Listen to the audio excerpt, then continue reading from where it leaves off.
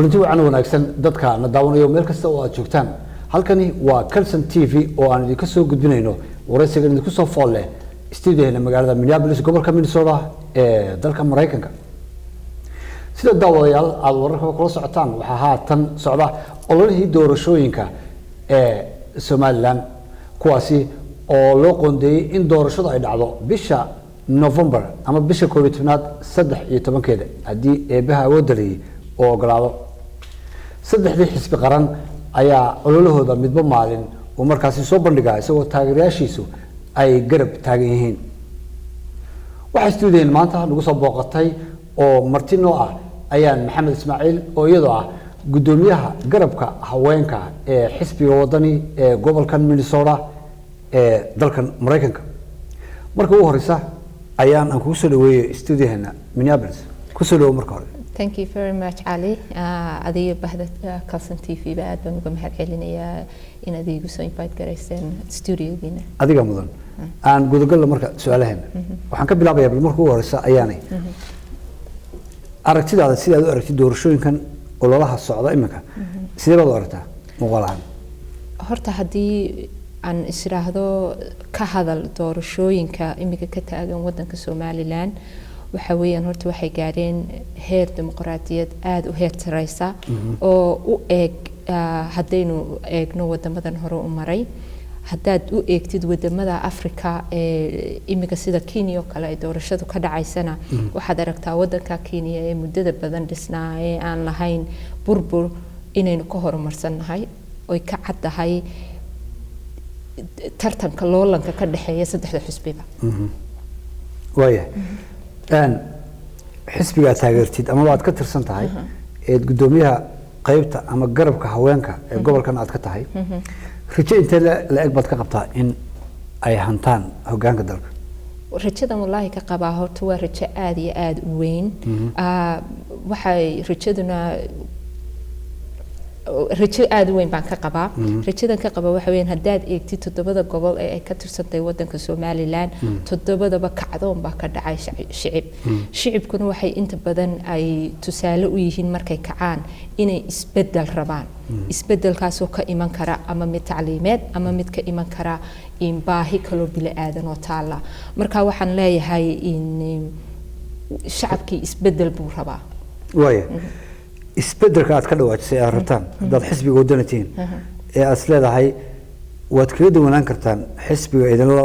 loolamaya ee kulmiye maxaa ka mid isbedeladaas leeyahay kantaan isbedelada waxyaabo badan baan ku kala duwanahay labada xisbiya kala ordaya kulmiye in particularly waxaan ku kala duwanay fishinka wadani aragtida wadani xisbiga wadani ayaa ah aragti ku dhisan siyaasad ahaan ku dhisan in gobolada Somaliland bari ilaa iyo galbeed oo la mideeyo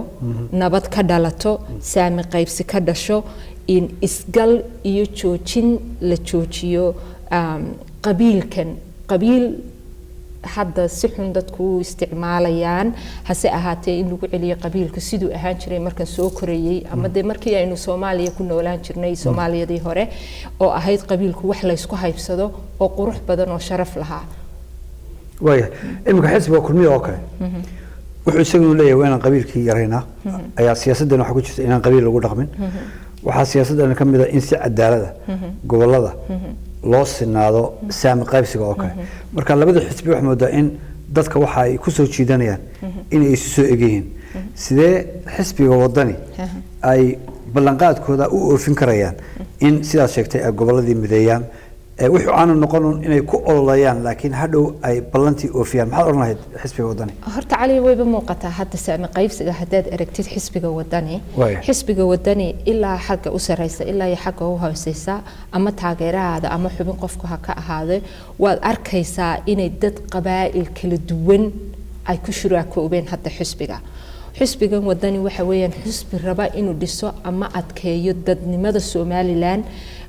uu adkeeyo saami qaybsiga ama in wada noolaanshaha bini'aadanku inay wada nool yihiin meel la ku wada noolaadaan hantina wada yeeshaan wanaag iyo horukacna horumariyaan haddaad eegtid xusbigan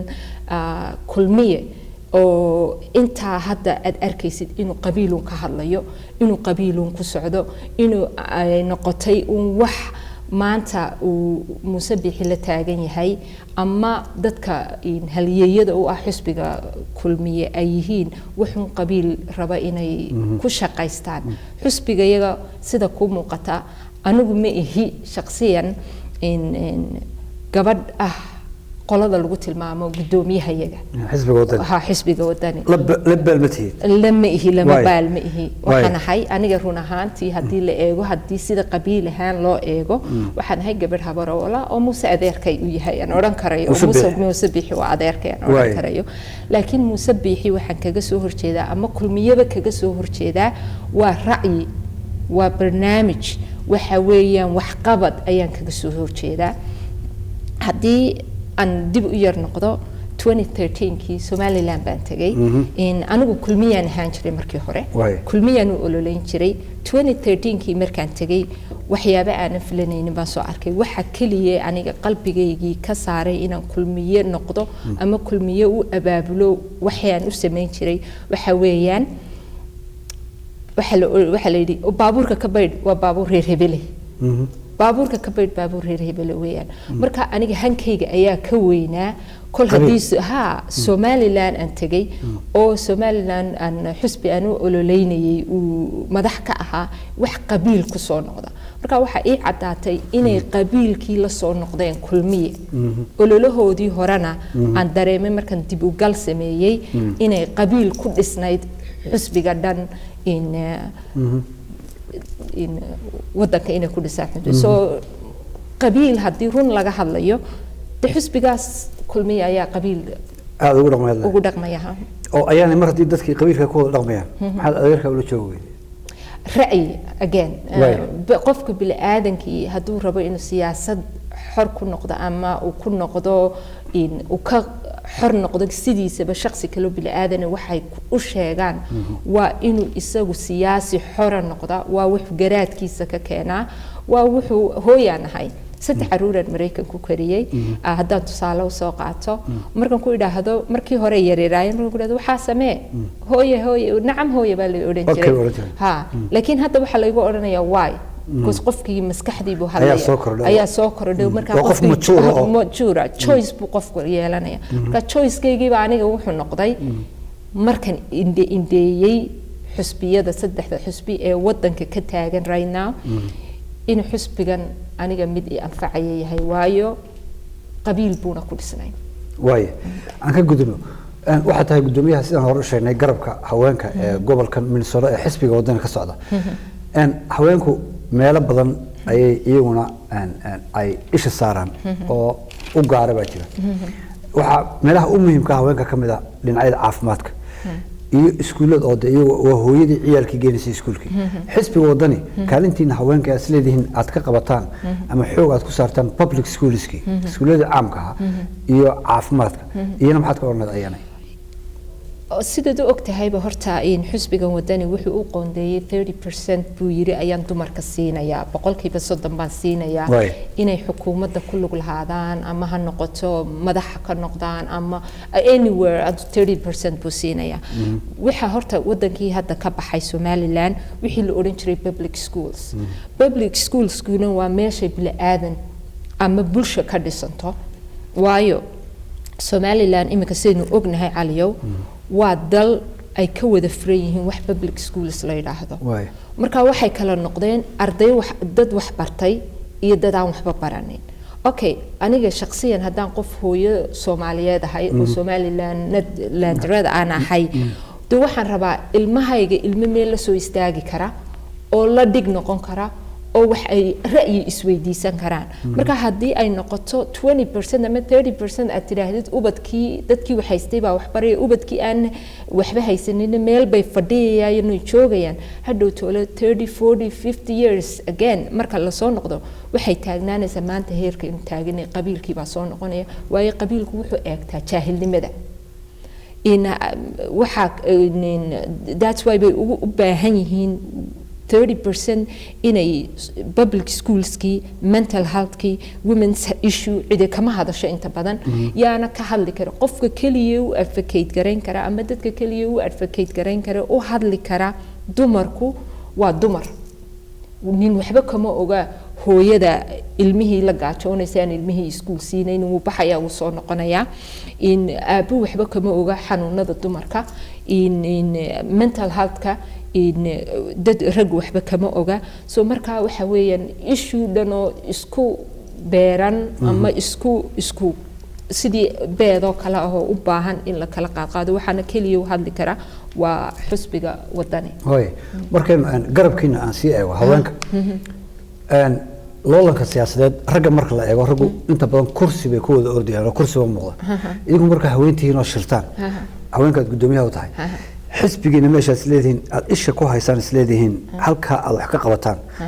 ee aan kursi ahayn waa xagee waa caafimaadka waa waxbarashada waa dhaqaalaha sida sixir bararka sidii uu wada ognahayba hooyunba horta hadda wadankii wax iibisa ama dhaqaalaha soo kobcisa soo hooyooyinka tamaandhada iibinaya baradhada iibinaya basasha iibinaya in ubadka yaryar ay haystaan guriga aroorti kaga imanayaan in malcaamad tageen in iskuul tageen in wax dhaqaalo oo kala lahayn inaan halka abaar garayno on ubadkii educate garayno inaan dumarkii caafimaadkii marka hooyadii imika hooyadii xanuunsanaysay waxay eegaysaa $5 ama $10 hayso ma ilmihii bay wax u siisaa ma ilmihii bay iskuul ku geysaa mise iyadiiba caafimaad ku tagtaa so waxa weeyaan waa very sad in la arko inay hooyadii kala doorato caafimaadkeedii iyo ilmihii inay siinayso hooyo aan caafimaad qabinna ma koriso ilmo caafimaad qaba way waxa jira arrimo kale oo dhinaca bini'aadnimo iyana jira oo inta badan culays haweenka ku haya kuwaasaan rabayeen inaan su-aal kaa weydiiyo bal inaad iyana aad ka wada hadasheen haweenkiina xisbiga wadani waa doonaysaan inaad mustaqbalka isbedel cusub iyo ku samaysaan waxaa jira gabdho badan oo la kufsado oo tacadiya loo geysto waxaa jira gabdho badan oo iyana tahriiba oo mararka qaarkood ama doonyaha la degaan amaba haadu ha ku cunto dhulkaasi qayb haweenka oo fara badan oo hooyooyin ay ka mid yihiin oo marka sawirada social media la eego mararka qaarkood la arko gabdho Soomaaliyeed oo meel ku dhintay meedadkooda la soo sawiro oo leeyahay garanaya waxa mararka qaarkood la arkaa caruur hooyadood ka dhimatay arrimaha dhinaca bini'aadnimo xisbigeenu wadani garabka haweenku isha ma ku haysaano meedin calaamadsantahay horta haddaan aynu ka hadalno arrimaha dumarku waa arrimo aad u baahan in laga wada fadhiisto loona saaro guddi u gaara oo ka hadasha waanu ka hadalnaa dhibaatada haysata hooyo Somalilandarada waxa weeyaan hooyo kasta oo Somalilandarada way haysataa meel kasta dunida kaga nooshahay waayo hooyadu inan bay dhashay hooyaa dhashay hooyaana korisay inanta marka anigu laba caruur aan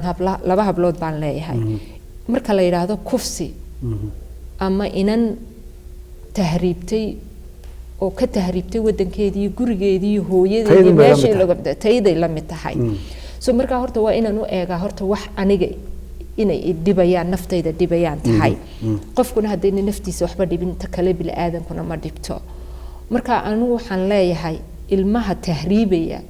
ee u bareeraya badda inuu tago in la kufsado in la dilo inay dhiman doonto waxa keenaya waxa weeyaan dhibaatada wadankii taala waxa weeyaan ilmihii yaraa ma garanayo numberka laakiin badanka hablaha soo baxaya ma aha habla kaliya oo wax dhigtay ma aha habla aan waxba dhigan way isugu jiraan labadaba noloshii baa diiqadaysay shaqo la'aan bay waayeen waxay waayeen in waxa ay naftooda ku saaraan marka waxa daqiilka kaliya isiraadeen waxbaad raadsanaysaan maybe waa avenue-gan aad naftiina ku beenaynaysaan waanu ka wada hadalnaa waxyaabaha xisbigu noo siiyey 30% waxa weeyaan inaanu ka hadalno ama aan wajahno waxyaabaha sidii wax looga bedeli lahaa ayaanay marka aan ku weydiiyo intaan qodobada haweenka ka baxno dimuqraadiyadda Soomaaliland iyo beesha caalamku sida u aragto gaar ahaan doorashooyinkan maxaad ku tilmaami lahayd inay dad intay si nabad isugu soo baxaan ay ikhtiyaarkooda doortaan xisbigii iyo gudoomiyihii madaxweyne u noqon lahaa dimuqraadiyadda inta la eego kale Soomaaliland maanta ka socota maxaad ku qiyaas lahayd beesha caalamka maxaad oran lahayd iyadana horta wallahi waa horumar weyn oo Somaliland gaadhay maanta dimuqraadiyadda ka socota wadankii waxa weeyaan waxaad aragtaa dadkii inay run ahaantii haddaad eegtid meelo badan ka eegtid waxay u dhigantay sidii dawladda Mareykanka u ordayso ama u ololeyso inaynu maanta u ololeynayno taasina horta waa horumar weyn oo la gaadhay in habeenkii dhaweytoole ee doodu dhacaysay waad arkaysay waa doodii ugu horeysay ee wadanka ka dhacday waa horumar la gaadhay soo waxyaabo badan oo wadanku horumar ku gaadhay oo ay hadhow toolana ama aqoonsi keenaysa ama beesha caalamku inay ugu soo istaagto Somaliland way gaadho waa runtaas kama mareegana malaha murana malaha laakiin hadda waqtigan xaadirka aynu taaganahay doorashadan dhacaysa goboladan aad arkaysid 7 gobol ee Somaliland maanta ka tirsantay haddana aanu xisbigayga ka hadlo waad aragtay marka la soo baxayo waxa weeyaan ma sha Allah tabaarak Allah waa horta Ilaahay loogu mahadnaqo in mahada in Ilaahay ugu mahadnaqay waa nabadda waa fahanka la fahmay siyaasaddu waxay tahay waxaad moodaa inay dadkii hadda bislaadeen way fahmeen waxay dimuqraadiyadu tahay waxay nabaddu tahay waxay doorashadu tahay waxay tahay doodan iyo campaign-kani inay tahay horumar ayna u tahay tusaale jiilka soo socda future-ka ama siyaasadda geli doona ama talada wadanka wax ku yeelan doona haddaan u eego beesha caalamkana waxay ku siinaysaa talaabo ka horeeya in dimuqraadiyadii lagu dooran lahaa ama lagu ogolaan lahaa Somaliland inay talaabadeedii qaaday waaya intii ololuhu socday haatan intaan doorashada la gaarin waxa jirta ayaana waxyaalo fara badan oo xasiloonida iyo nabadgelyada Somaliland ku keeni karaya dib ama xasilooni darro keeni kara waxa kamid ah dacayado fara badan oo xisbiyadu ay soo adeegsanayaan oo shacabka qaarkii lagu kicinayo tusaale ahaan haddii aan soo qaato xisbiga aad ka socotida wadana oo kale ayaa xisbiga kulmiye waxay ku eedeynayeen in laga sameeyay isu soo bax magaalada Muqdisho oo Soomaali weyn ama Muqdisho ay u ololeynayso xisbigiina oo ay soo dhaweynayso iyadoo la tusayo dadka reer Somaliland in xisbiga wadani uu Muqdisho u socdo inkastoo laga hadlay dacayadahaas haddana waxay keeni karayaan in dadka qaarkii kacaan oo nabadgelyo darro ay keenaan waxaan tusaale labaad soo qaadan karayaa waraaqo la soo daabacay oo been abuur ah oo laga soo daabacay in midna uu qoray Farmaajo midna uu qoray wasiirka arrimaha dibadda ee Soomaaliya Yusuf Garaad midna uu qoray ergeyga qaramada midoobay Mike Keating in uu soo qoray saddexda qoraalba been abuur bay ahaayeen waxayna ka hadlayeen in xasilooni darro iyo nabadgelyo la'aan laga abuuro Somaliland waxa soo dhibaato ah marka lagu sii lifaaqo dacwadii ugu dambeysay ee guriga gudoomiyaha xisbiga wadana murashaxa xisbiga wadana Cabdiraxmaan Cirro oo dhagxaan fara badan la dhaco la shiiday oo inkastoo dhalinyarada haatan la soo qabtay si kastaba ha noqotee marka arrimahaas oo dhan la isku soo duuduubo waxay keeni karayaan shaki keenaya in doorashadu markay timaado hawl ka weyn oo dhibaato ah in la sameeyo adoo dhibaatada uga digaya dhalinyarada gabdhaha iyo wiilashaba aan ku siiyo kelmadaada ugu dambaysa taladii aad siin lahayd dhalinyaradu inay ka feejignaadaan in aanay habka wax loo dooranaya ama doorasho loo gelaya sidaa ahayn ee tan ay tahay mid dalkii lagu burburinayo nabadgelyo iyo dhinac kasta maxaad oran lahayd tafadal bismillaahi raxmaani raxiim horta waxaan odhan lahaa in waa ayaan darro weyn maanta inuu xisbiga kulmiye uu raadsado ama uu qorto ama uu been abuur ka sameeyo oo fake news u keeno horta aniga shakhsiyan waxaan believe garaysanahay haddii la rabo in laga hadlo historygii dhacay long time ago ubadka yaryar ee maanta ordaya ama dhagaxa qaadanaya ama codaynaya laftarkoodu horta waa ubad ama wadanka hadda ku dhashay markii la soo noqday ama 5 years ama 6 years oo lahaa markay yimaadeen horta marka waxay ka yaqaanaan loolankii ama dib ugu soo noqoshadii ama historygii Somaliland ay soo martay waqtigii xorriyadoonkoodii horta waxba kama yaqaanaan waana waxyaabaha keenaya in la adeegsado waxaan qabiilka la yiraahdo si ubadka maskaxda looga xado anigu shakhsiyan waxaan jeclaan lahaa horta waxaan in ilmaha la baro iskuulka la baro waxayba u tahay in therapeutic bay u tahay waxay u tahay inay ka maydmaan ama markaad wax baratid waxa ka baaba'aya wixii hore arrintan Soomaaliya ayaa xisbiga wadani baa raba Soomaaliya raba horta waa wax waa been abuur waana waxay dadka ku soo jiidanayaan cidro gurigiisa in la weeraro oo la ataagereeyana waa shay xun oo ceeba oo u soo jiidi kara loolanka siyaasadeed dhibaato weyn u keeni kara bulshada caalamkana ay dhaliil ku keeni kara doorashada wadankeena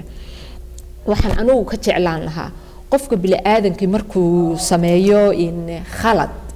wuxuu yiraahdaa waan ka raali gelinayaa ama waan khaladkaas aan galay raaliha layga hado anigu waxaan jeclaan lahaa xalay wixii dhacay in laguna aayid ilaa ay dadkiisa raacsana maanta kulmiye ay oran lahaayeen wax wanaagsan oo qurux badan baad sameysay Muuse Biix inuu soo baxo oo yiraahdo wixii la sameeyay khalad bay ahayd kulmiye dadkooda waaweyn inay soo baxaan inay yiraahdaan shir jiraayid qabtaan khalad bay ahayd waayo waa nin dhigiisa ah waa nin muciro waa nin muujiyay hankiisa siyaasadeed sida Muuse Biix hankiisa siyaasadeed muujiyay soo xaq looguma laha in Muuse Biix la shiido xaqna looguma laha in madaxweyne noqon kara labadooda kii la doortana dadkaas ishiidaya ee maanta walaalaha iska soo horjeeday kulmiyana hayo wadani baan ahay leeyna beritoole waxay ku daba faylayaan madaxweynaha wadanka qabsada meel kasta inuu joogno waad aragtay wadankan inuu joogno waxa loo wada foodgareynayay Miss Clinton waxana badiyay Trump baa badiyay haddana maanta waxaynu wada hoosarsanaa waa calankii Mareykanka waxana inuu xukumaa waa Trump marka waxa dhalinyarada joojiya dhalinyaradana waxaan ku boorinayaa aan una sheegayaa berri Somaliland bay tahay maanta Somaliland bay tahay yeena iscolaadsanin yeena dhibaato isu keenin dhagax tuurka ha joojiyaan hana fahmaan historygooda iyagoo on qabiil u raacayn qabiil cidna uma hayo wanaag wuxuu kala fogeeyay mooyaane